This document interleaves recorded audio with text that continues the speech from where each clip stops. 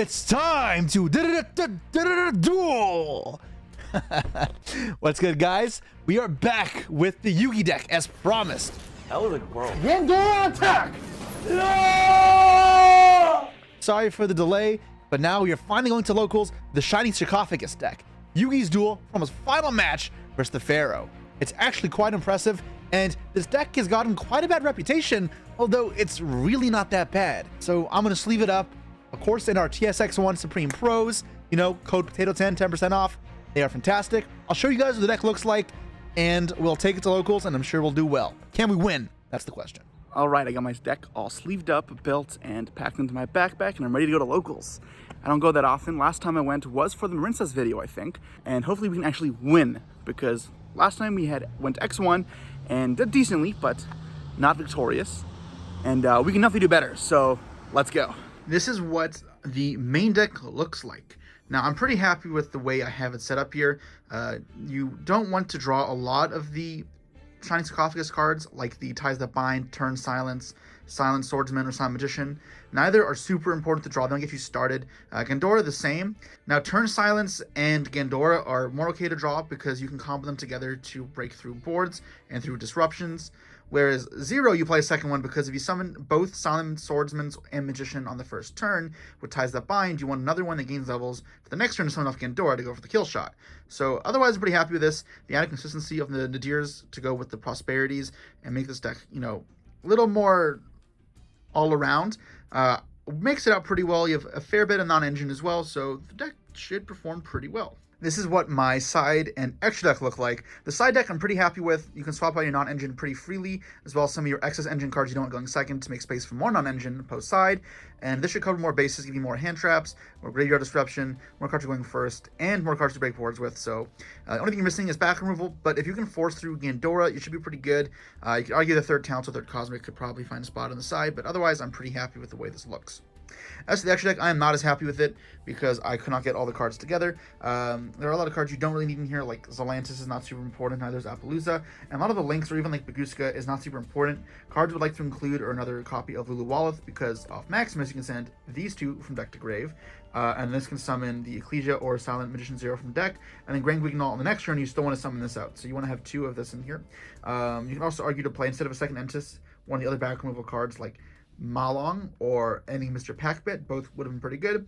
Also for Garura, I don't have a Bucephalus in here, and you probably want to make space for it, that way that way that Punishment can send Bucephalus to send Garura to draw a card. So yeah, my extra deck far from where I want it to be. Now it is important to have some links in the extra deck. Cards like Dark is super important, same with SP. IP is not super important, but it's okay. Selene is solid as well because you can revive your Magician or Ecclesia. And if you're going to summon like an Ecclesia or Maximus off this, and you can get 6 counters, even though you can't link it away afterwards, reviving one of the Dogmatica cards typically, you can use it to revive Magician on their turn, and the Magician will be another negate as well as turn on your turn silence. So yeah, that is what the side and extra deck look like.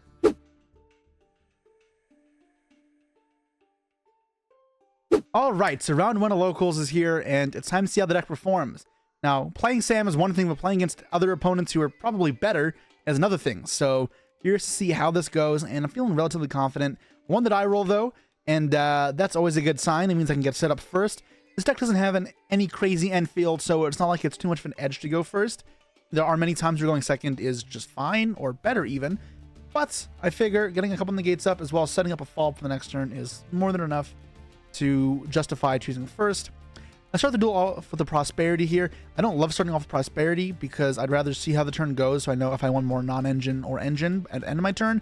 So me leading in here is because I have no choice. I need to make sure I hit engine. And I remember getting concerned there, but the second and last card and the last card both were options for me. So I go the Shiny Sarcophagus over the Gadget Trio because if there's an impermanence, I get stopped altogether. And while here, if impermanence is activated, which it does, it stops me. Now at least I have the Sarcophagus for next turn. So if he has to start playing now and I hand trap him enough to stop him, if he doesn't kill the Sarcophagus, I'll be okay. And the rest of my hand is not engine, so I'm feeling okay about that. Our opponent summons a Traptrix monster, so it's a matchup that I don't know too well, to be honest. I know what the cards do in a general sense, but I don't know the deck incredibly well. So Pudica here to get to the field spot. I decide that I have an excess of hand traps, and they aren't really that good against this deck, at least I don't think so. I'm stopping the normal summon here because I won't be able to deal with the extra normal summons if he has too many monsters. He passes back, unable to kill a Gadget Trio, which is kind of nice because it means I can throw in the battle phase pretty well, or XYZ monsters, or even Link plays, which really not that bad. Ironically, Ausa could have been good in this matchup because he has meant for Earth monsters and the Gadget Trio acts on Earth, but it's not on my extra deck. Here while I'm going through Sarcophagus, I'm deciding what do I do. I already have access to Gandora, but if my opponent knows what my deck does, and he hasn't asked to read too much, so I'm going to assume he does know what my cards do, then he's going to hold his back row for Gandora. That's the big push in my deck. So if I just try and force the battle phase and generate advantage without summoning Gandora, there's a good chance he doesn't use the back row, Sarah doesn't trigger, and I can just win the game in a more slow method. So the Gadget Trio, keep building up advantage in a way that, you know, a classical Gadget deck would. And that's why I decided Ties the Bind as well would be solid, because although it limits the ability to do extra deck plays, I can just rely on my Swordsman plays plus the Gadget Trios to really be enough to win, as long as nothing else happens. And if he uses traps to stop this and commits to the field, triggers all of his Sarah effects, then the Gandora should be what I need to close out the game. So Tie the Bind here, no response with the traps. The biggest thing I'm checking here is for Floodgate Trap Hole, very strong card, and they like not to use it. So I'm not sure if this Floodgate Trap Hole face down to this point still, but I'm not going to play into it. I'm going to threaten battle phase because if there's nothing here, then I just clean up advantage relatively well. And I'm applying pressure, no reason to be hasty. And you can kind of see that's what I'm thinking right here, like making sure I'm on the right plan here. There's always a bit of uncertainty and unconfidence in oneself when they don't know the deck and their opponent's matchup fully. It is important to know everything, but I only have somewhat of a confidence against Trap Tricks. Anyways, yeah, goes through. The Sarah is dead, and now I'm pretty good. Trap Tricks isn't the best at playing off the field, so I feel like I'm in a good spot. Draws a turn now, and he has to deal with the negates, the anti-targeting, and I'm still really far ahead in advantage, so we'll see what happens here. Another Pudica happens. I do want to keep him off the field, so I don't want him to resolve Garden, but because I have the spell negate up versus a deck that really doesn't have too many spells, I decided it doesn't need to do anything here. I'm just checking the Garden doesn't have a graveyard effect. He makes the Sarah again, and I'm just going to get the Garden so he can't keep extending with any other Trap Tricks monsters. And then I gain the level as well, so because of the 2000 attack, nothing he can really do here. Unless he has a proactive trap, he can't do much, and yeah. That's the problem with the trap cards. They're not always that proactive. So assuming he had trap holes, he couldn't use a Gravedigger or Floodgate that he was trying to hold. And really good spot for me. I'm not sure what he had, and I kind of want to ask what he did to face down, because I feel like I played that well. It was hard to know if I actually played on anything or if I kind of just did nothing. And my siding begins, and I think to myself, what do I have for this matchup? And the reality is not much. My side deck is a lot of anti-graveyard hate, a lot of anti-combo hate, and really that's it. And then stuff for going first, the barriers. So I'm really not siding, I think, anything in here, which is a bit concerning. But at least I know that at the very least I'll be able to go first game 3 and again do the same thing where I keep him off the field, generate advantage, and try to connect either Gandora or just win through my weenies attacking over and over again. Alright, so our opponent here gets to start and summons off the one I do not know. It's one of the bad ones. Remember, I read it, and it's one special summons itself from the hand to protect backer from like Lightning Storm. That immediately tells me his hand isn't great. Probably another monsters in his hand, or Trap Tricks monsters at least, or another copy of that one. So, you know, already good start. And here, Near Servant's great because this will threaten to get rid of the Trap Trick Sarah before he can get any effects off. And even though that means that I won't be able to use Ecclesia, I just get Maximus here instead. The one less body shouldn't be too big of a deal. Call by the Grave is actually really frustrating though, because it turns off the Maximus while also beating my Entis. So kind of like thinking, maybe I could have played around Call by the Grave.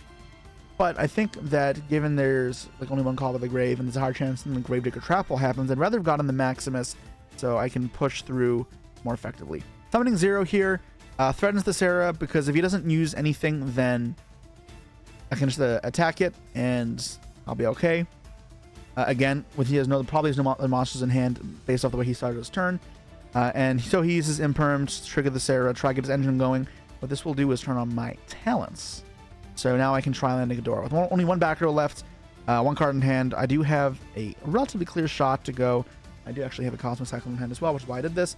Meaning that unless he has a hand trap, I should be able to put him down to effectively 0 cards. And yeah, Ghidorah is just really good. So you'll see it played out here.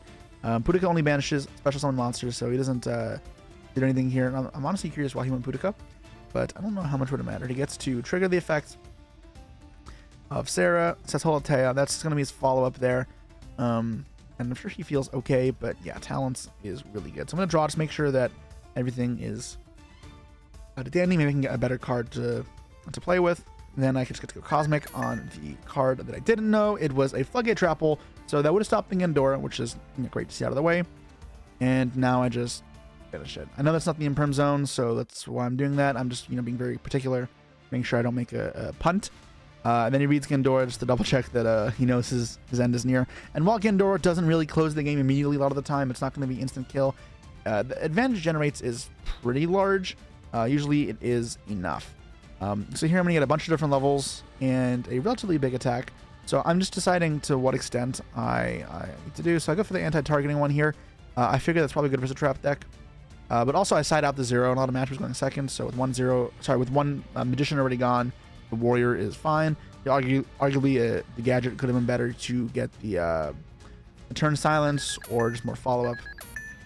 Just poke twice. I'm assuming it's probably just the dead hand trap in hand, or I'm actually not sure. Nibiru is an example.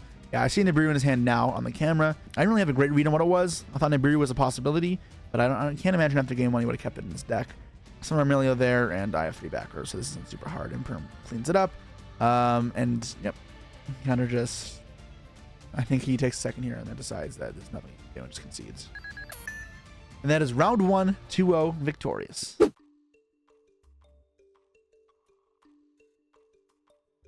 All right, so we're at round 2, and I'm feeling pretty good.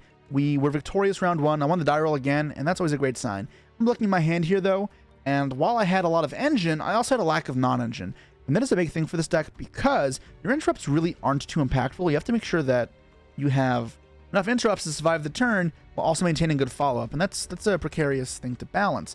And what I was met here with a bit of a junction. I could play with Dogmatica cards and trigger Garura to try draw something, or I could use Prosperity to find the non-engine card. And I think I decide that I don't want any Prosperity. I can use it next turn, depending on what happens, or I don't have to. Usually when you use Prosperity first, because it powers up your Gendora for the next turn, and makes it easier to kill them, where Prosperity on the follow-up turn makes it hard to kill. But I feel like the one interaction off of the Prosperity isn't enough. So here I'm going to think about just double-checking that this is actually the play that I want to make. If I want to use my Ninja Servant in this fashion.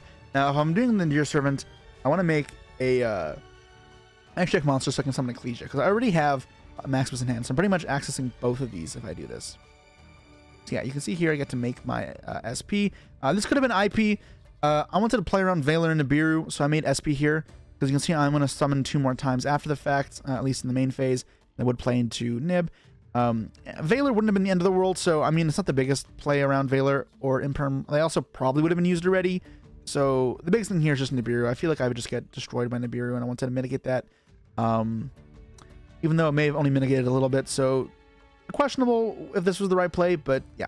It also would have given me a little more, a little less, I guess, flexibility with Dogmatic Punishment.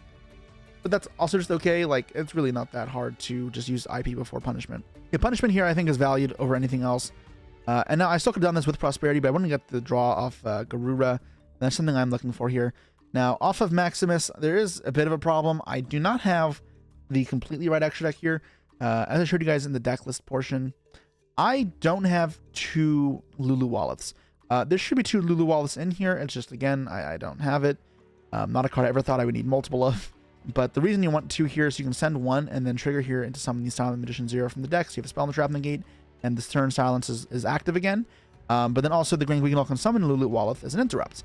And the Lulu Walleth is a very weak negate, but it is a negate nonetheless. And that any value here is necessary. It's one of the few forms of interaction that you can send off of Maximus, especially after you already use your real good effect, which is Garura. So you got the SP, you have the spell negate. I have hand. I don't think I had a hand trap, but I think I had the punishment, and then I had follow up. No turn silence here, which would have been nice, but it's okay. Leave a Seyfried here. So the Dweller in his grave kind of told me it was a rank 4 to some extent deck, but didn't give me too much info. Appleman Dweller really only played in combo decks. The lack of hand traps being used against me also kind of led me to this way. Almost went Seyfried though, so not really much decision making. It's clearly just a combo deck.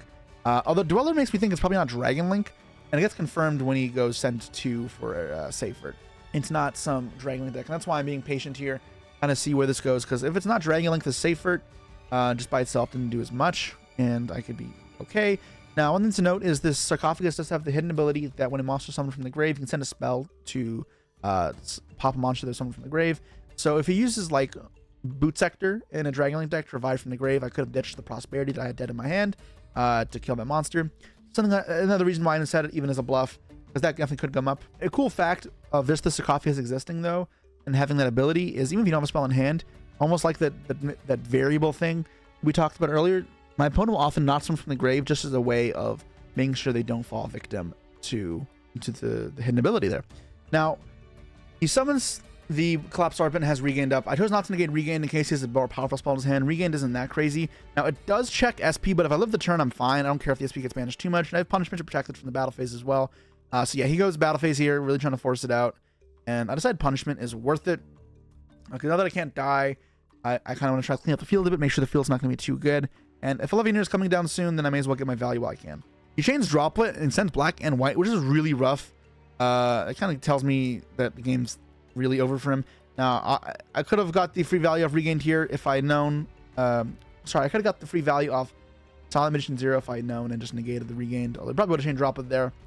But either way, only card in hand is Legionnaire, so he's going to get a blind draw, and he's going to get the pops, which don't matter because Sarcophagus can't show the card effects. I feel very fine. I have plenty of follow-up in hand because I drew a lot of engine, and I also have plenty of bodies in field to play with. He has no battle phase. But here we're just checking that if the Silent Magician gets negated, will it lose its levels or not? I think that we decided it does get negated. Couldn't get a ruling, so let me know down below if you know for a fact if it does lose levels or keeps levels. But I don't think it ultimately matters too much here. So here 11 year comes down. It's the only real course of action left, the pop, and the pop doesn't do anything. Like, you can clear off 2 bodies, for sure the SP, and I guess the Silent Magician. And he gets 1 draw, and he'll see what that does. I have no hand traps again here, so I mean, if he draws into some crazy Dragonlink combo, then, you know, that's the only way I lose. But here he's going to think for a bit. He wants to destroy. I let him know that he can't destroy the Sarcophagus monster effect, so that's not really a play for him. He's Thunder Dragon, so that's also not helping him. When he normal summon, he can't even make Colossus. Writings in the wall, game over. So strong start to game 1. Got to go first, and I'm still not certain that the play I made was correct, choosing to forego Prosperity in light of the Garuda draw. There's a world where if I had more cards to send with Maximus or Endur Servant, that I could have instead gone for a different line and not sent Garuda at all, and then still ended on like Dogmatica plays and still Prosperity for a hand trap, and that could have been better. Live and learn, things to keep in mind if you were playing this deck for yourself. Now, as I'm approaching the side deck here, what do I want to do? Well, I have a lot of side deck options for this. Bishals are really good. Bell's pretty good against Thunder Dragon Hawk, and he did show me Thunder Dragon cards in his deck, so that'd be pretty good. And it's okay versus Dragon stuff too. Now, I also have Dark Lunar War in my side deck, which is great versus Colossus, which is a huge problem for my deck. Also, just any crazy field to end on. So I can side on a bunch. And again, the cards I'm siding out are multiples of cards I don't need. So Silent Magician 0 is one where I don't think I'll need it. I think I'm entering a long game. I also side out Gandora sometimes. Turn Silence is also a card where it can be kind of dead by itself, so I take it out.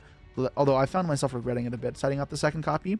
I think in this matchup, because of Colossus and the risk of it existing, I put the Endur Servants, all the Dogmatica cards, took it out. Just don't want to have to risk that. I need to rely on the Gandora cards here. So here, opponent starts the Rebellion, which by itself isn't really too threatening. And I'm not going to react to it, even if I had Ash Blossom. It's not like the main problem here. I want to keep him off of Colossus as well as a big field. Colossus is definitely the biggest thing here. Unless I have Dark Ruler in my hand, and I don't. I do have an Imperm in hand, so there's always a part of me that's thinking, okay, I can hold the Imperm and try and hit Colossus that way, but if there's too many interrupts beside it, then that's not actually going to be effective. Playing it by ear, we'll see how it goes. He discards Dark here, so that means that he's not going to get too much value off banishing it, but also means he's already used the effect with Thunder Monster. I could have caught him off guard with Bell, which needs activations, and if I belled the Thunder Dragon Hawk, he would have been cut off Thunder effects, assuming he had already used like the banish effects of like Roar and Dark and not had a regular Thunder Dragon in hand. So not anytime you can summon a monster, then Colossus is live. So I bell this partially because of that. I want to turn off the Rebellion. He'll be able to get the Magnum Mud for Druistorm, which is kind of a problem for my deck. It can stop me from OTKing him. It also gives him Rebellion for Regained, and then Magnum Mud again by virtue of that, as well as giving me a Tribute Fodder for Colossus guaranteed. There was a chance Bell bricked him there, but he has Hawk anyways, so fine. He still gets Colossus up. But if it's just this, I do have Imperm, so I feel okay. Mace the Colossus, and then uses Darkest Diabolus in hand. So whenever Dark is tributed, it can special summon itself. Can't be targeted, and then it can tribute a Dark to make me pick a card in my hand and put it on the top bottom of my deck. But he tributes it off here for Rebellion, so we can get access to Regained. Because Magnemite's not engraved, this isn't too much of a deal. Unless he banishes this turn, it's not going to get a draw here either. I don't get a draw if it's during my turn. I'm not going to banish unless I use Ghidorah. So Ghidorah's going to kill the regain. That's not going to trigger off my cards ever. It's going to only trigger off of his Bestials. And if he's trading a Bestial to draw a card, then it's getting eaten by the Ghidorah anyways. Now here for turn, I did draw a pretty good card. I'm making the remark that's pretty convenient. I was going to Imperm the Colossus to play, but I do Dark Ruler, so now I can just hold the Imperm for follow-up play. It's very hard for this deck to kill. And obviously with Dark Ruler, I'm not going to kill him anyways. So I'm just thinking about the best way to approach this. I want to make sure I don't lose to a hand trap either, because, you know, if they can Ash Ghidorah, that's kind of a problem, Ash Veiler. And you can play around Imperm Veiler with the Swordsman, which stops targeting, but what I prefer is if you can get to a turn silence, that'll beat Ash or Veiler as well on the Ghidorah. So I think I already have the Ghidorah here, so I just want to get access to turn silence in case he had access to anything. You gotta remember that even though this deck doesn't play too many extra deck cards, you still want to think of how you can interact with your extra deck, because you have different attributes to go into Charmers, to rank up into, or to link up into Selene plays, or into SP plays, and those cards are so good that you can't just completely forget about them. They're not like the biggest parts of this deck, but they do exist, and you mustn't forget it. So here I get to banish everything. No huge resources lost. The Colossus doesn't matter in the grave. Regan doesn't matter in the grave unless it plays Beast. And Lubellion is small. Played multiple branded spells. So here I get my one Magician out because I figure I'm just going to end on this as interrupts. I'm not going to make a Dark Charming here. I'd rather just have the turn silence set up. As well as I get my big Silent Swordsman, which can just threaten lethal the next turn. Now I'm thinking here, I know he has Magnemite in hand. I can keep the turn silence in hand to negate the Magnemite in the end phase. And because if he uses it in the end phase, he can trigger the Dark Search and then also have the Dark Effect again on the next turn. That's something I want to avoid, so I end up just not setting the turn silence. And when he Magnemites, I keep him off again. So this keeps him off of the Search, and it keeps him off of the Magnemite and off the Dark, double searching. Yeah, so I mean, this is just buying time for Magnemite resolving. Will resolve next turn, but it means now that the searches these cards get won't be applicable this turn. And that tempo, I think, will be hugely important for making sure that I get to resolve either another Ghidorah or just kill him with my 8,000 or 4,000 attack Silent Swordsman or Silent Magician on the field. At this point in his hand, I know the Dark in his hand. I know Magnemite. Given that the Magnemite didn't resolve, he could have used a Dark to search a third Dark if he played 3. At this point, I'm inclined to believe he only has 2 in his deck, something to keep in mind. He can't activate a Thunder effect, so I'm just going to be conscious of that. Here he resolves Magnemite. No way to stop it this time, so he gets to get the double effect off. He did use Magnemite there, even though he didn't point at it. He did verbally say. So I'm going to be careful of a Druid Swarm, specifically in the end phase. Druid Swarm is pretty good against my deck, because if he holds it for the battle phase, it's kind of hard for me to stop it unless I get to an Appaloosa. But here he gets Thunder Dragon Roar. That was a bit surprising to me. I mean, I'm not sure what he has. He already has Thunder Dragon Fusion, or if he doesn't play it, there's a chance he doesn't. Nothing Dragon Duo. Roar could get back a Hawk, and then Hawk can bring back the Roar and make Beatrice or Wallow or any of the rank 6. However, if he does so, that involves reviving from the graveyard, which if I have a spell card would punish him. Now at this point, I can't remember. I don't think I do have a spell. Do I have a spell? I don't remember. But if I do have a spell, or if I don't have a spell, then, you know, it would almost serve as like this, again, this variable thing, or just the presence of having the potential negates serves a purpose here. And yeah, he gets back Dark, doesn't present a rank 6, and ultimately, like, it's okay. Like, I'm fine with this. You know, SP is the biggest problem here because I said I'd Imperm, and SP would, you know, clear cards while also threatening Imperm. Now, it's important to remember that because of turn silence, he can't really threaten the battle phase too much either. This Ghidorah is safe. He has to clear it with an effect, as well as this big-ass Silent Magician, although that shouldn't be his hugest threat unless he has spells, which I don't think he does, or maybe he does. I actually can't remember. Maybe you don't need to have Thunder Dragon Fusion, and I remember thinking that. But again, no way to protect it if he goes SP. So he normals draw here, and yeah, this will click an SP line. I'm at the hoping he doesn't play a Link 1. It wouldn't really make sense for his deck unless there's Matrix in there. So yeah, he links 2 for IP, and SP is obviously coming. He links off for SP. Cool. And here he banishes the Magician 0, so I'm thinking, okay, well, that's fine. I should have 1 more in my deck, which is okay. And I just lose it. And the spell negate's not super important, although he does end up having Thunder Dragon Fusion, I think, right here. Yeah. So that tells me, all right, well, that's why he was prioritizing to get rid of it. And he can't attack directly this turn, although it can end the battle phase with the Ghidorah alive, which I think I'll do. Now, he has the Dark in hand, which you can use the Papa card. But based off the way he's been playing, he can't use the effect this turn, which is important because he already used it to search this turn thanks to my bell on the last turn, or the turn silence on the last turn. But also now he can only pop on. He only can pop once either way because he probably only plays 2. If he plays 3, then he gets to pop twice. And of course, 2 turns. But yeah, I'm feeling okay. Here, keep the Gandora alive, and he shouldn't have a way to threaten it. He can pop into the draw phase, but then I can search a new one. And Shining Scarfix can be popped by the Titan either way, so I'm in a decent spot. I never have to use the Imperm here, so I'm kind of just chilling. So I'm actually just realizing here there was a bit of a mistake, and we'll get to it in a bit, although I ultimately don't think it matters. It's Baldrake here, which is an interesting choice. I don't know if I like it. I think Duel is really good versus deck because, again, I just struggle to kind of kill through it without committing a lot of cards. But, again, it's hard to know matchup awareness of a deck that almost no one plays. Baldrake here serves as a very weak interrupt, but I don't really have a problem dealing with that. I barely summon the extra deck as is. See, here I use the Gandora straight away, and he chains SP to protect his monsters. I imperm it, and he can chain Titan to pop the Gandora. He doesn't, which is probably a mistake. And here's where the error comes in. That SP was made with IP Masquerena, so it should be protected. I can just attack over later. Its effect is negated, so it's not going to be a huge concern. And I know I'm not going for game because of the Baldrake. So I'm thinking how I go about this. I'm pretty sure I drew Talents for turn. So I'm thinking, what do I do? I always have the opportunity to get the Gadget Trio, add the Future Silence, and then get us both to 6 cards in hand. I think that is a mistake versus a combo deck. My deck is not new as much for 6 cards as his deck does. I don't floodgates my deck to draw either. I'm thinking in mind, how to clear the follow-up here. And I see it immediately. Okay, I want to go Dark Charmer this turn because Dark Magnum might get Druid Worm as an interrupt, but also go SP and clear the Thundering Infusion. I think of the way to force his Bestial and then really clean up the field. I'm thinking I can look at his hand, he'll chain the Bestial, and I can put back the Dark, and then that'll be good. I'm thinking, but then I'm like, wait, if I just Shining Star, which I haven't done yet, and then get the Gadget Trio, I'm going to be threatening enough damage to the point that you'll have the Bestial to block the attacks anyways. And I think that's good enough for me to not have to look at his hand and rather draw a card instead. So here I'm just deck thinning so that I can draw into something powerful. If I draw into like Bell, then he just dies. And also if I draw into the turn silence, or no, I think at this point I sided out one of the turn silences.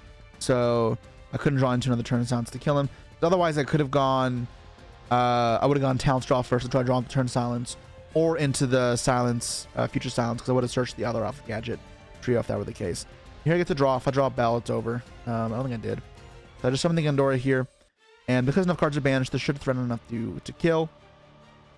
Attack lows first. Try force the Baldrake, make it more appealing for him to block multiple attacks at once. Here he banishes War. Now, if he summons a Thunder Dragon Hawk to mulligan his hand, it's probably the best thing he can do, because if it goes to the end phase, it returns to the hand, the card he summons off Roar. I'm not going to let that happen, so I would just kill the Hawk, and he'd get the mulligan, the dead card in his hand. He summons Dark here, trigger the search, but I know better than that. I'm a Thunder Dragon Duelist myself. I'm not going to attack it. I'm going to let it return to his hand, so he's going to have just 2 Thunder Dragon Darks in his hand at the end of the turn, and that's pretty much nothing. So now here I can just guarantee that he has no follow-up. I get back the Magnamut so that I can get the Bestial. I do Druid Worm off talent, so I'm actually just not going to search another Druid Worm. And I clear off Thunder Dragon Fusion so that he has no follow-up. He has to draw a card.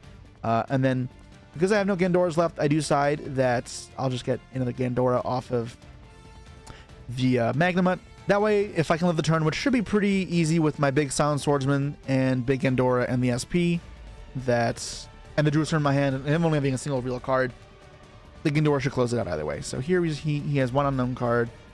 He's got to think first place for a second. He does have the Diabolos Engrave, and yeah, he just looks and it's over. Sultan Chron's not gonna be enough.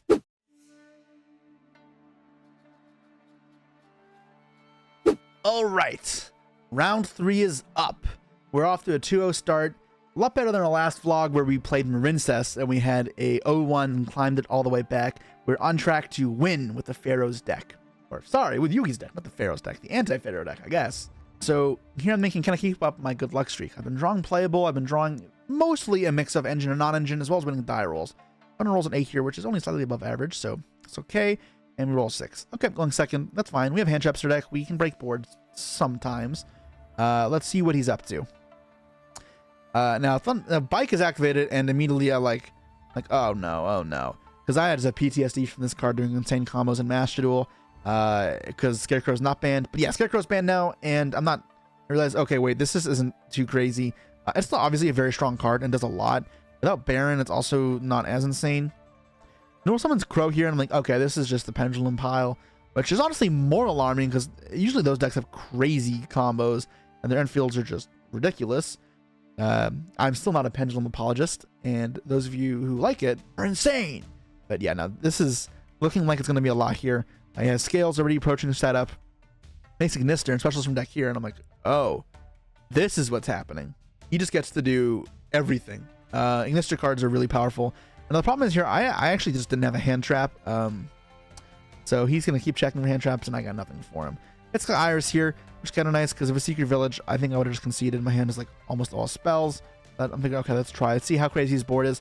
At the very least, we'll get deck info. I'm not low on time yet, so no reason to concede to conserve time, and rather just see what he's doing, what his combos are. And the decks like these may burn through a lot of their extra deck, and if that's the case, I can see very entirely what he's playing. So I'm just double checking here that Daguerre's puts in defense. Yeah, perfect. And then we get to spam the Ignister. Oh man, this card is crazy. Princess, and it's not reviving Electromite like it is in Master Duel, but it's still specials Ignister, which is nuts. All these free bodies, and links it off for free into something else with the Raging Phoenix, which, you know, awesome OTK. Zoliantis now resets everything as well. Ignister is now live again. Links off a Cross Sheep here, so this kind of like shows the Dynastor is coming next, potentially a rank 8. Although he makes Dynastor, and I didn't realize that the thing add backs here. I hadn't really played this deck in a while, so here, let's take a quick read. Now, I have a general idea of what most decks do in Yu-Gi-Oh! Like the Traptrix deck. I have an understanding of how these cards work. Like, I've played some of it before. However, you always want to double check exact specifics for cards, because there's always small hidden abilities, like that Shining Sarcophagus hidden ability, that do come up, right? And if you aren't conscious of them and make small mistakes, they will cost you the entire match pretty often. So nothing wrong, and just double checking to make sure things work the way you know they are, and also to make sure your opponent isn't making a mistake either. Like here, I just double check to make sure that I know Dynastor protects the Scales from being destroyed, but it only protects him from my effects, because if it protects him from both players' effects, then he wouldn't have been able to use the Sky Iris. But here he has to do Sky Iris stuff with Astrograph and Oz Revolution, Ignister, and this Ignister Prominence just comes back over and over and over again. He has like pretty much infinite link fodder, so I'm kind of just at his mercy, whatever he does. Here, I see Beyond the Pendulum, which is kind of cool. That's not something that I've seen in this combo, because it's not out of Master Duel, I'm pretty sure. Here, I'm just double checking. For some reason, I thought that the add back and the special summon were all part of the same effect, and here, I guess it's not. And yeah, it's showing up. He summons IP there, and I'm like, oh, okay. I thought it was an extra link me, because when I played this in Master Duel, what they do is they extra link you. And then they summon Baguska next to the extra link, like, because the singularity points up to the like a V. To make that V there instead of a U, and then they make Baguska so you can't summon other extra deck monsters, and that's brutal. That is what I was expecting to do, but he keeps on going here, and some Tri-Gate Wizards. Okay, that's what he's doing instead. When Appaloosa immediately tells me, okay, it's not extra linking me. He's giving me an arrow. I kind of wish he extra linked me, because my deck doesn't care about that. Only thing I would have had a problem with is the Baguska, and I could have dealt with that. So, oh well. And that's partially why I didn't concede either, because that's what was happening. I had a plan. Here he makes SP, or I guess Prominence up, which turns back on the Ethan Princess. And I'm like, all right. So here I just want to make sure I see everything that he has, because if I lose this game, I just want a good understanding of what resources are there. So I see his extra deck, and I fanned it up for a second to take a quick look at Gander, what's there. He's one unknown extra deck cards. I know 14 out of 15 extra deck cards. All right, you know, that's pretty good. I have valuable information for the next game. Worst thing. Worst. Approaching my plan here, the way this is played, if I can clear the field, game should be over. Now, that's a big if. Gandora does that all by itself. So if I can resolve a Gandora, that is game. That becomes the game plan. Now that I know what I have to do, the entire thing should be trying to force it through. So I have 2 Sarcophagus here. I'm using one in hopes that Tri-Gate Wizards the activation. I use the effect as well, though, because if he negates and banishes with Tri-Gate, then I can still activate the second just to have the Sarcophagus on field. Tri-Gate Wizards, I'm double checking to make sure that Tri-Gate doesn't destroy and banish, because like the Gandora, if it's destroyed and banished, my guy would be safe. It just banishes it, so my card is lost. Although, again, I didn't actually care about it. It's just important either way to make sure that I am resolving the effects properly. And forming my attack plan here, I realize if I get to the battle phase and I can resolve a Future Silence, I can draw 6 cards. Now, he may draw cards too, but again, his follow-up is going to be so weak without an extra deck that it's not super important. I summon the Graduate Trio here, and it kind of sucks that I don't get to search, but I need the monster on field so Future Silence can resolve. So summoning Kieran here, I forgot about that as an actual interrupt, and that's kind of annoying. because that will check Gandora as well. It's just one more card to deal with. One other card that's somewhat appealing here is Typhon, dealing with Singularity and Appaloosa at the same time if I had not used Guided Trio, but I realize it doesn't actually answer it. Here I enter battle phase, I get to Future Silence, and what's cool is it checks an activation, so if he bounces either my Sarcophagus or my Guided Trio, I'll still draw till 6. Now here I'm looking for specifically Talents. With the Tri-Gate gone, he doesn't have any Spell Negate. If I can get a Talents, that trades for multiple negates at the same time. Other cards could evolve more copies of Nadir Servant. Actually, no, that is not what I want. What was I looking for here? Cosmic wasn't it? I think Turn Silence was one that would have helped me push through the field as well. I don't think I drew enough of my gas there. I already had Nadir Servant face down, so that wouldn't help me too much. I drew Maximus, which threatened Appaloosa in some way. Because if I get Fleur-de-Lis, then that could be a problem. So he negates it. Okay, he doesn't know how to play Fleur-de-Lis. But yeah, here Nadir Servant should eat 2 more negates. Because I get to send a card from extra deck to grave. I get Maximus, and that'll also force another one. It's important to know that IP made Appaloosa, so I can't pop that there. I'm just checking to make sure that's the one I can't pop. He says, yeah, you can't pop that one, so I try to sling there instead. Like I'm trading in a gate still, it's fine. X with Appo, all right, understood. Now he has 1 gate left, so if I can force this through, then now I just need a way to connect the to deal with the removal cards. He lets Maximus go through, which is interesting. I don't know if I would agree, but unfortunately, my lack of having a complete extra deck does hit me here. Entis is once per turn, so I can send another Entis to trigger it. Ending Mr. Packbit would have helped a lot. But I don't have anything else to send off of this, so I send the Entis in hopes that he misplays. But yeah, I don't really know what there was to go here for here. Base thing here is I can try to draw a card of Garura, and hopefully it's enough. And if he's holding the Appaloosa for Gandora, if that's his game plan, then this draw might connect. I'm double checking once per turn, and yeah, I'm just gonna trigger the Garura. He chooses not to negate. I draw a card. I see it's nothing. I think I draw Veiler, and I say, yep, tap my deck. That's over. So that's part of what it is. Yu-Gi-Oh is. That game wasn't over. I definitely had a chance to win that game. So don't concede too early is a big thing. Now it is important to concede when the game is over, but even though that was this monstrous field that's playing around, I had a chance. I had reasonable outs. So I played 2 of those outs, and it didn't come up. That's the game. So important to know. I guess if I was Yugi and I had Heart of the Cards, I would have drawn Talents there. Would have Talents. What would I have stolen? I'm not sure. I'd have to read Singularity Dragon if it counts both players' fields in grave, because then Singularity might have been pretty good. Because that also threatens. Or take the Appo. The Appo checks one thing as well. Kieran's not bad either. Kieran or something, or maybe even the Ignister Prominence. Turns out Princess. Maybe it still was too much. It could have been.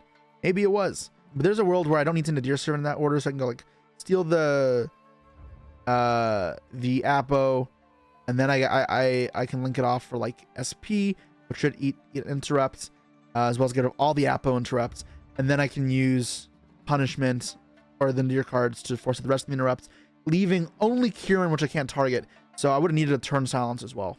But yeah, it was closer than it seemed. Anyways, going first here, obviously I'm just putting in Barrier. And I'm pretty sure I did draw Barriers. So now I'm just thinking, how do I play for follow-up? I'm turn to Silence, and honestly, I don't know if I love that decision there. Something I wasn't sure about. I think I immediately regret my decision afterwards, but that's okay. I also drew Veiler Nibiru, so yeah, I definitely should have got follow-up. I got a bit greedy here. I wasn't sure what I was trying to accomplish. I'm trying to protect the Sarcophagus, but it's always just easier to try and get a second Sarcophagus. It's just more reliable. The Fenrir is a problem now because I have to deal with it. It sets up 2 scales, and yeah, like I can stop this from happening, but Fenrir will eat a disruption because it'll hit the Sarcophagus and I could lose. But also I'll have to deal with it on the next turn because when I summon Gandora, it activates. You can manage the Gandora, it's a problem. So I mean, there are enough ways to beat it, but yeah. I decided to not Veiler Fenrir, which is probably a mistake. Maybe I wanted to hold the Veiler for something else. Because you can just attack via thing, and then main phase 2 SP banish the Sarcophagus. But in hindsight, I don't know how he's getting 2 bodies in the field. I guess he can pendulum summon. He can't 6/7. Yeah, he can't pendulum summon. If he had a way to get enough bodies in the field to SP banish Sarcophagus, would have been rough. And I still had a line of play where I can just search for Silent Swordsman 0, and then that'll protect from Fenrir. But it's ultimately like not that good of a line because it still leaves me vulnerable to hand traps. Realistically, that's like the only thing he can have. Yeah, I think that was, I don't know, it was all kind of weird. This wasn't like super clean on my end. I left myself too vulnerable. I definitely should have just searched follow-up. And then the Fenrir here wasn't great as well because this deck can't kill, and now he's a Fenrir for next turn, which is still a problem because it hits me offensively and defensively being such a slow deck. Yeah, I'm not super proud of my judgment in this game. But here's just thinking what he can do, and yeah, it's not much. So I draw And here now, I have to do the play where I search the Silent Swordsman 0 to make sure that I don't lose to the Fenrir. Which is just lame, because it also means that I just banish it for my what's it called? Thing. And I add the wrong here by mistake. And it's like, what's this one doing? I'm like, that's the anti-targeting one. He picks it up and goes, oh wait, that's not the anti-target one. Like, yeah, the anti-target one's the one I meant to grab, so I grab that one. Get the Gendora out. I don't think he Fenrir is here because Image gets to get it anyways. But yeah, everything gets banished. Gets rid of 2 scales, which is pretty high value. So that's very good. And I get my spell negate out. It gains a couple levels, so it's kind of big. I get to attack for a bit of damage. And I'm in a good spot. But this Fenrir is kind of annoying because I don't have a great way to interact with it. I could have potentially summoned a gadget here to get another turn silence, but it's not like brilliant. And I figured the spell negate would be pretty good versus Pendulum either way. Also, I have Prosperity to dig for another hand trap, or even another barrier. So I should have like several forms of interaction. And the first card's barrier there. So I'm looking at the rest, just, you know, resolve the card. He gets the info off that as well. But yeah, the barrier is absolutely what I'm getting. I should keep him off. I'm playing with just Fenrir again. And now I have several threats, as well as I already used the battle phase skipper. So I can't skip the battle phase again. So the Valor held last turn here. He connects it. And if he can't kill the Gendora, then I can just start a turn Gendora, and that'll deal with his entire field. Normal's a monster, and this isn't threatened SP, so I don't have to do anything. If he tries to crash, trigger effect from the deck, I can just go battle phase. He goes attack, I go barrier, stops him still. There's nothing. Talents is very easy for me to stop by just not letting that resolve, because that'll break apart my entire field. And here he has not much going for him. He's under barrier, or threat of barrier still exists. He has very few cards left, and I have all presented unless he can clear the whole field, and that's going to be hard to do. So he just chooses to concede. Very reasonable. Pendulum playing under barrier for 2 turns. Challenge almost impossible. Now I get a side deck here. I'm thinking, what do I get a side deck in? Well, Nibiru and Dark Ruler are very important for sure. But because I realize there's a chance for me to break his field, I'm not sure how I want to side deck. I think I side out like Punishment and Ecclesia for sure, because they're not very good. I side out one of the Gendoras, because one resolving should be enough to win the game. I also side out one of the Sun Magician Zeros, which is not very good. Tie that binds is going to be kind of bricky as well. Don't really need it going second. And also one of the turn silences, although that could probably be good breaking the fields. I also want to put in Bell, because Bell can hit the Allies Revolution, and sometimes it's enough to break apart the combo, especially when piled with other hand traps, or sorry, when paired with other hand traps. So yeah, I get to fill my deck with now a bunch of different hand traps and Dark Ruler, which is auto win by itself. I keep most of my engine in there. I keep the Nadir Servants because into a field, even or half field, Nadir is fantastic at breaking fields. It can also act as consistency, as I've diminished some of the cards in my deck, especially Gendora is a card that I only have one of now. And yeah, I look at my hand here and I feel relatively good. Starting with Bike, and I'm thinking, do I Ash this, right? Because Bike is not the same as it is in Master Roll. It's not the auto win by itself. I decided to Ash because it still threatens the Ignister package, which is very strong. It's just if he has a Wakaushi, it's really rough. And I'm trying to think what else would be too strong of an Ash, and I can't think of much. But unless he has the Wakaushi, then yeah, I think this is well worth it. Obviously, there's always a chance he has Wakaushi, and look, cool. But we see. Normal summons a Crow, doesn't use the effect, which tells me he has it in hand. He uses it immediately, so it really doesn't tell me that much, but that's obviously very good. It's pretty much just a -1 for him. He gets to go into a Link 2 play, but this part of the play is incredibly weak to hand traps. Unluckily, I drew multiple. It's a set of card there, which does not matter unless he ends in a Wind Spellcaster. And luckily for me, he's not going to end on one as he links these away. Now, he could have not made a Link 2 here to play on Imperm and kept up the access to Kieran. There's potential there too, but it really wasn't too much. Like, that's not too strong of a play. I can deal with Kieran with turn silence, so he likes to just go for it, and yeah, his field is kind of pitiful. So I'll have Engine, I'm good to go. We get to Trio. They're all recruiters. Doesn't have a hand trap for it, so thinking what's the best way to approach this. I think I already had Sarcophagus in hand, so I get turn silence to just make sure there's no hand trap. It's gonna punish me. Yeah, and then worst case, like, he doesn't have a hand trap, it just forces things through. And then it's a hand trap in the next turn. Like, yeah, just classic play is pretty good. So here I actually like have interesting play. Like, banishing the field doesn't accomplish much because I know they're face down and it's not particularly strong, and this Beyond the Pendulum doesn't do much. I can special the spell negate here, and that's pretty good, but I'm pretty sure I had a Maximus in my hand actually. So what I should have done is I just special summon, attack Gadget Trio over Gendora. Doesn't have any attack points, so it just doesn't do anything. but then I make Dark Charm main phase 2. I steal the Beyond the Pendulum, and then I go SP, I can banish the back row, and then I can summon Maximus from my hand. What that does is now Maximus can send Garura to draw a card, as well as the Lulu Walleth. Lulu Walleth will summon the Silent Magician from the deck in the end phase of the Spell Negate, which is really good versus this deck. And then I have the Silence, I have the turn Silence as well. So the difference is here, I'm not going to get the bonus levels off of the Gendora like I do in this play.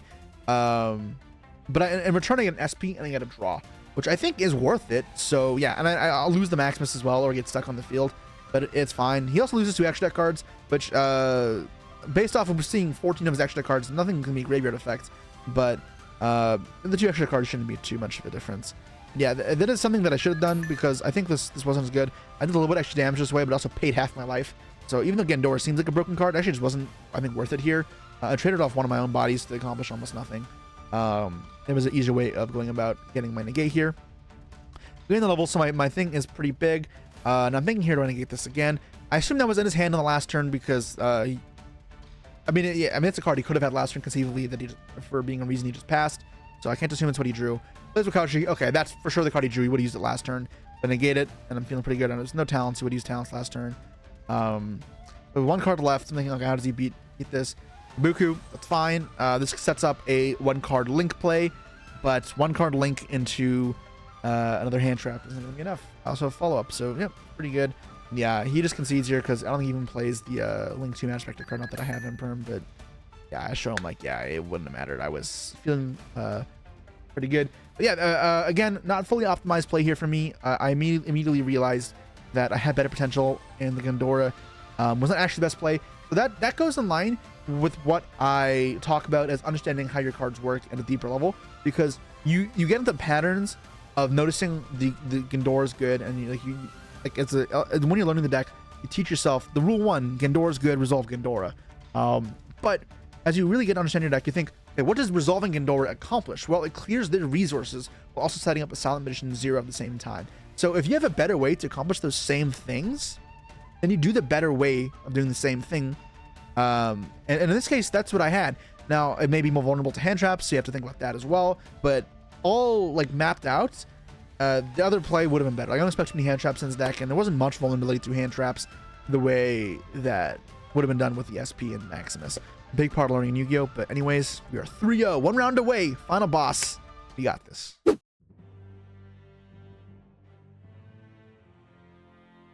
All right, our final boss is Milano. Milano the Duelist. Worthy opponent for our final round. And I already know he's playing Vanquish Soul, one of his favorite decks. You know, is saying something your soul, your nose is mine. Stake your soul, your nose is mine. I don't know, he's weird. But yeah, I mean, I told him before the tournament he actually may like the Yugi deck, because I feel like it plays relatively similar to the Sarcophagus deck. I deal like relatively high amount of damage with very few cards. And not flashy combos, but strong mid-range plays. You accrue advantage relatively neatly and consistently. You don't need too many cards to get going either. And even your bricks, like they're guys that tag out, like your turn silences, can be used to combo together to push through interruptions. So I feel like it kind of plays similar to Vanquish Soul. At the same time, when you have an opening, that doesn't mean you can just kill them. Like if you have Rosin into an empty field, it's not game. Same way how if you have a Gendora into an empty field or no entrap, it's not game either. In the roll here, so 3-4 in rolls is always great. And here I just get a little goofy because, you know, I'm playing a close friend, so I'm a lot more comfortable than maybe I should be. And yeah, I go through the motions here. And I'm pretty sure I don't have too much engine, so I do get met with an imperm on the trio that shuts me down. Yeah, I'm just goofing around here with my gadgets. I put it in this zone because I'm just playing Vanquish Soul. If he summons a rock, it could do something. So I deliberate here whether or not to set my hand, and I realize something interesting. Vanquish Soul, when you play it or play against it, they'll always have a lot of cards in hand. If they're not, they're losing the game typically, because all their monsters, they want to keep a high hand count so that their reveal effects are active. So in this Future Silence, you can act as a huge swing of resources for me, where he may draw 1 or 2 cards, but I can draw like 4 or 5. So by setting my hand here, even cards that aren't traps, or I could have used them to get Shining Sarcophagus as a second ability, I am actually setting myself up to draw a ton of cards to come back from what is otherwise a handful of cards that aren't great versus this matchup. So one of the biggest things with Vanquish Soul is trying to make a read on the cards in their hand. Soon you will understand every single card they have they're revealing. But until then, if you know perfectly what they have, it is really easy to beat the deck. Perfect information is incredible. So a big part of beating them is cultivating your ability to read their hand. And I'm thinking he doesn't have a rosin based off the way he started this turn. He doesn't have a fire, and he gets the draw. So I'm like thinking here, okay, he may not have Caesar. He could have Caesar here, but like, okay, I'm gonna get the value off Valor here. This is pretty good. And then he prosperities me, and I'm like, what the hell? Maybe he baited me crazy. He tells me afterwards he just forgot that you can't draw and prosperity in the same turn. But this screws me because you'll see later the future silence play. Can't use it because of prosperity. But yeah, he gets to look at 6, and then there's the rosin. And I'm like, all right, damn. It was on top of his deck. He would have drawn it, so I guess like I was doomed either way. But a bit of a troll that like I'm like, all right. So I'm pretty sure he has no more tag outs in his hand, so the Imperm should connect. Although he still gets access to it again with Rock. So I'm like, all right. He goes battle phase here, swings, and I'm not sure if you can use Future Silence here, so I can draw. I'm pretty sure that I can't because of prosperity. I need to be able to let both players draw in order for that effect to resolve. But it's not like reincarnation because it's not the main effect. The main effect is to search first, and you can still use it. I'm pretty sure. I don't think you can use the draw part.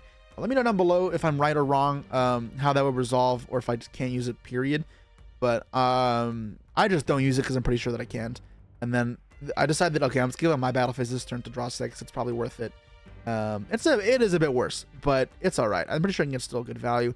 I'm thinking here, what's the best way to do it here? Because if I start Gadget Trio and I set the card to draw more cards, then I'm just going to banish it for Gandora's effect. It doesn't do anything either. So I'm thinking, what's the best way going around this? I'm pretty sure this continue face down, which if he knew my deck, he wouldn't have set because it's doing nothing here, and it's almost certainly getting banished like Gandora. He doesn't really have a great way to stop it. Okay, I get the 0 here, thinking, okay, banishing this card, and he plays their own Valor if that's a card in his deck. So I set typical battle phase. Now that card I set is a normal spell, so I can use it to deal with what's it called. The card set here is a normal spell, so that means I can get it off the field before using Gandora. Now he does have Caesar here, which kind of says, all right, damn, he can pop cards. There's another Earth in hand.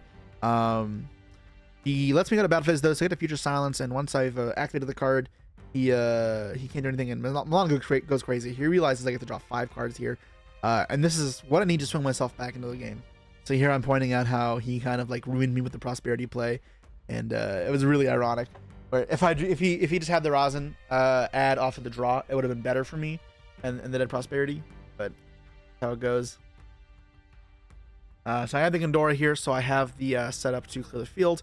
Now that Caesar's rough because it could either pop the Gandora, or it can protect itself, which is actually also kind of annoying. So I'm hoping to draw a turn silence here to invalidate it. Now if he's astute and know what the card does, but I don't think he does know what cards do, he would use the Caesar to protect itself before I do anything. Before I draw, I guess, because here the swordsman's already on the field, but I don't draw it, so all right, that's a bit unfortunate. I'm interested in thinking how to approach this. I want to resolve Gandora, but I do talents as well, so I'm thinking, okay, what's the best way of clearing this? Looking at his hand doesn't too much. He's 6 cards, taking and then drawing 2 is okay. And I decided the best way to stop him from being able to pop my Gandora is use talents to take control, because that'll force the Caesar to protect itself or to pop there. At which point, I can steal the Borger and still draw a card. So it's not as bad as just not as good as drawing 2, but it forces the Gandora through effectively. So I'm using the Deer here first because it means that if you talents you can't pop into Deer, guarantee the draw there. Here I get to take control. And you could pop the Rock as well, and that would turn off my Ecclesia. And he reveals the Earth to protect it from card effects. And like, all right, that's fine, not the biggest deal. The Borger, I'm just double checking here that it's the right type of once per turn that I can use the draw card. So now I use the Maximus, get the punishment out of my deck, so I have some defensive options after the turn is done. And I have both the Borger and Caesar in play here, so as far as I know, he doesn't have any other Caesars in hand. I'm pretty sure he searched it. But he needs to have multiple Borgers for this to be a punishment to really be a problem. Though he did draw a few cards, so there's always a chance he doesn't, or he already has it. Here I get to resolve the Gandora for a decent bit of cards. And because he prosperity, this Gandora is already pretty large, which is nice. And thinking here, how do I follow this up? And I can go for a gadget line and then get into the 0 that way. I think I I had Ties the Bind in hand, so I'm thinking, what's the best thing to do? So now here at Mayface, we get to Tie That Bind, special from deck, and no extra deck. It's not a big deal. And here I'm not sure how the card works. It doesn't target anything on summon, so like if assuming that my designated Shining Sarcophagus monster is Gandora, I can special summon another Shining 0 from the deck and a Swordsman 0, sorry, Magician 0, and then the gadget. But I already control Magician, so I'm not sure if I can summon both or not. I figured it was just a free body to get. We play as if that we can select the Gandora, and it's whatever. I don't think it makes too much of a difference, but it means that I just have an extra body up for next turn to apply pressure with. Although now I'm running out of monsters in deck. It's arguable that like I shouldn't have done this because now I shouldn't really ever use Gandora again because I'd have nothing good to summon off it. Although just summoning Gandora to attack with a monster with a large banish piles like a Grand Maju is still fine. I turn silence. At the very least, I have turn silence plus punishment. I also have cosmic, so I'm like, all right, that's fine, and then just pass. And the Nibiru here is really rough. I probably could have played around it by just not using Ties That Bind. It didn't add that much to my board, and that is a bit rough. I also could have maybe held the turn silence, but in reality, clearing the Caesar is not bad for me. Caesar is really troublesome, and I probably would have had to use the turn silence on that card anyways, which is a big reason why I said it. So it's a bit rough, but I'm feeling like okay here. I have a handful of hand traps. I still have the punishment. So I'm like, all right, well, we'll see what he has. And I know a fair bit of the cards in hand. I should know Pantera. I know Mad Love. I know Rosin. So there's a lot of normal summons.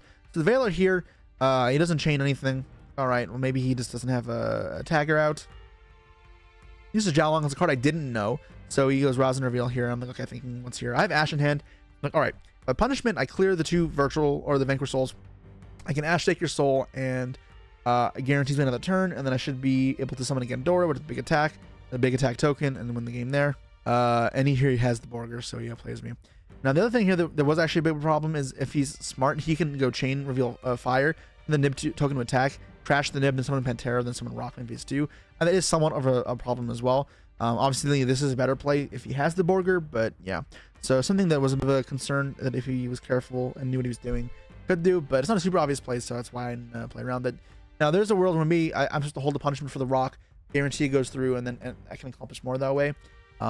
Because this Caesar is really what's a problem, but you know, I'm not fully sure. And the Caesar comes back out. I'm like, all right, yeah, it's just game because I have no way of stopping the Caesar from popping the token, and I'm at low life points because I took burn and I half my life, so yep, dead. It's kind of rough in this matchup that I'm paying half my life points while getting burned. It's really not what I want to do because this deck's not killing after the first Gandora a lot of the time, and it leaves myself very vulnerable, especially because if I get burned like a Borger and then pay half my life, and then I'm just vulnerable to a double Borger happening. And that means I really have to lock out the game, like really lock it out if I'm using Gandora, which is rough. Like, I thought I had that unlocked there, because Vanquish Soul's hand advantage can be somewhat fake and get clogged in the hand oftentimes, and normal summons are just dead attributes. Although there he did have what he needed to close it out.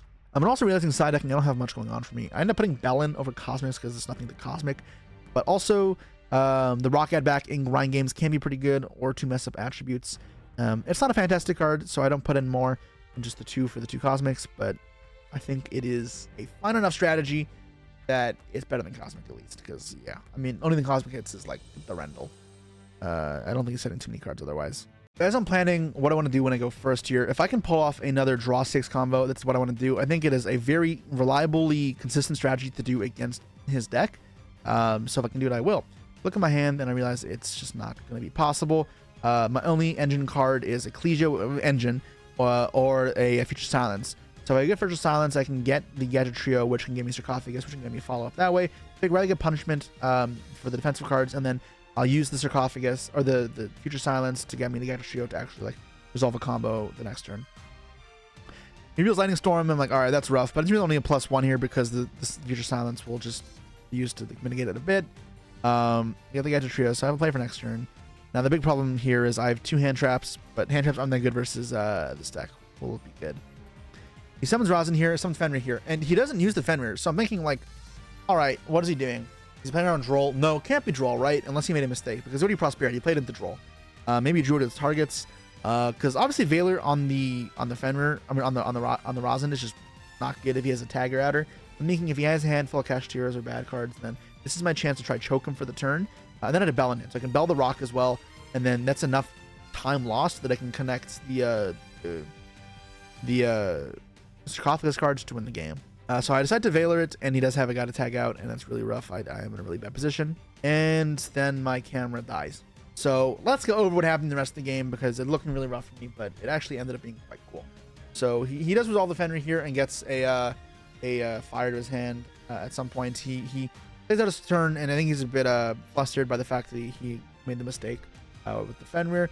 I would have Veilered Fenrir though, so it ended up being better for him. I would have Veilered Fenrir because it cuts him off of access of fire, stake your soul. And I think, you know, especially if he needed the Fenrir to resolve, and that's why like he paused for Storm to clear punishment. That kind of play lines up. So I would have Veilered Fenrir, what it's worth, especially because Veiler versus other cards is just not very effective. He ends in a board, researches the trap, the Snow Devil, which blows up the whole field and protects his guys from being destroyed. Someone that has the Fenrir up, the Rock up, has a Jalong up, and a Caesar up. And I believe he has 2 attributes in hand, or 3 cards in hand with 2 of the same attribute and 1 Earth. So yeah, I'm feeling okay. And I draw Ash Return, and this matters because now when he wants to go add back off Rock, I can fail, which I don't think he does. I think he uses Special Rosin, tries to set the 3rd attribute, and I'm able to Ash it. So I Ash that instead. And now turn, it means he can't Caesar, and it means he can't use the trap to blow up. I can get to Ghidorah, and I resolve Ghidorah. He changes the trap here, so it's like I can't be destroyed by battle or destroyed by card effects. I'll clear most of the field up. And then because I had to use Gator Trio to get going, I can't use Gator Trio search a turn silence or follow up. Instead, I have to just get a Silent Magician, and then I attack 2 of his monsters, leave him with 1 up. Leave him up with the Rosin up, so I kill he had 3 Vanquished Souls, so I kill 2 of them. He's just Raisin on the field, just Rosin. And I have a Bell in hand to stop Rock. I know his hand is Pantera and Riseheart, and that's it. So I'm actually in an okay position. It's not completely over. Now, what I should have done in this position is he has a Mad Love in his grave. I should Dark Charmer here in main phase 2 and steal the Mad Love, make Selene, because he had spells in his grave. And unfortunately, I don't have enough to use Selene twice, but I can Selene back the Ecclesia from Maximus, use Maximus, and then I have a couple options there. Maximus can send something like Grand Guignol plus Entis to pop the Rosin, so keep that off the field, and then Grand Guignol would threaten to summon the Luluwath in their turn. He'll also send the Luluwath instead. Luluwath can then special summon from deck the Silent Magician 0 if I just did not summon it off of Pandora, and have the spell negate in that way. I also could have sent Garura at the draw card, so I had options, and I could have cleared up the field in a more efficient manner than the way I did. By leaving up the Rosin, he goes straight into Rock. I bell it, so should keep him off, but he goes special to Pantera, normal the Riseheart, and goes for a Chakanine into Borbo, attacks directly and Zeus's me. And that is pretty rough. So I could have done that last turn better, and maybe there was a way I win. That Zeus line still would have hurt pretty bad. I'm not sure what the best force faction was. I didn't think about it too much because I didn't see it until after I had really passed that whole thing. I think my problem was I remembered in the last game I used punishment and didn't resolve, but I thought I was locked out of the extra deck in this turn because I had punishment as well. But like a lightning storm, I didn't use it. I wasn't locked out of the extra deck, and I couldn't have done something there. Zeus is my board, and I have 0 cards left. I draw Ash Return, and it's not enough. So unfortunately, that part is not on camera, but that's how the game ends. I'm at low life points, and I know the last card in his hand, the Juve Return was Rhoda. So the spell negate checked that. He had to commit his normal summon to make the Zeus. Then main phase 2 searches Rhoda.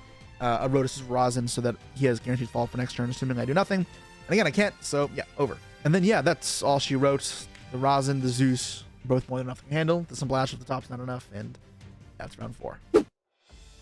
All right, we are back from locals, and we lost the finals. We got second to Milano. So close. Another locals log and another victory snatched from our hands. Last time we lost the first round, won the rest. This time we won the first few rounds and lost the last round. And I guess that's my own fault. I talk about how Heart of the Cards doesn't exist. I'm playing a Yugi deck, so of course I was going to get punished eventually, but at least I'm on his side with the whole you play Yu-Gi-Oh for friendship and for fun type thing, because yeah, that's awesome. But yeah, this deck was really cool, and I hope I showed you guys that this deck is not that bad. You can keep up with a lot of strategies relatively well. I know I didn't play anything crazy like Snake Eye, but you know, these other decks that are considered relatively strong, like Vanquish Soul, I kept up with pretty decently. And the power of these cards is not to be scoffed at. You can really see how powerful they are in action here.